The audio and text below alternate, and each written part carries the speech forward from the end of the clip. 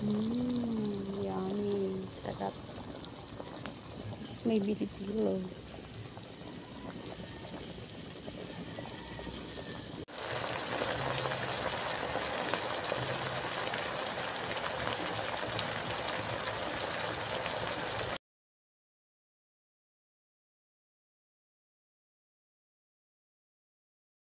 Tayo.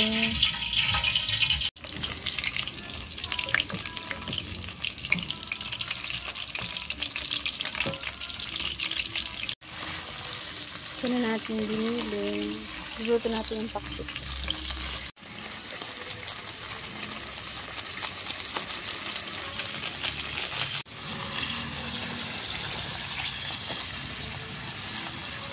Kasi itong sitaw medyo matagal maluto ito sa lahat.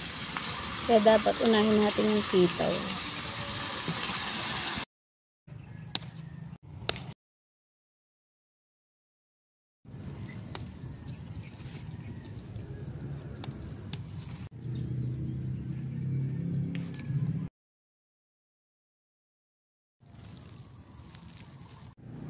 Magbibili tayo saging.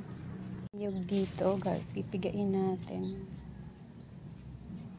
Yung sesame seeds. Saging.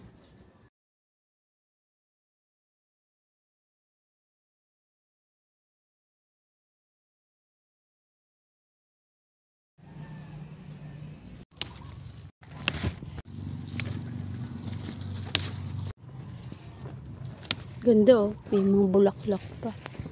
Means marami pang ibubunga.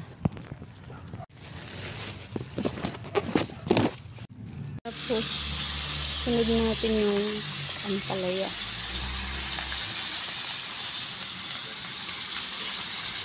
Dito. Resto. Ito tayo ng coconut milk. Gagawin natin itong latik para mas masarap yung ginataan. Kasi medyo mataas na to.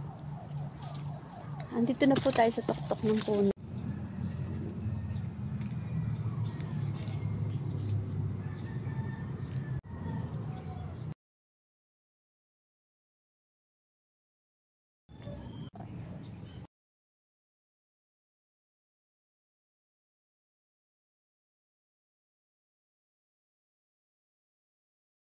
Ang bango, amoy latik na siya.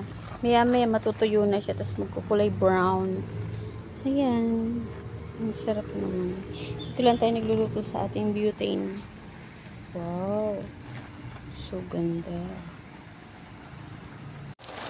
Sarap yung amoy.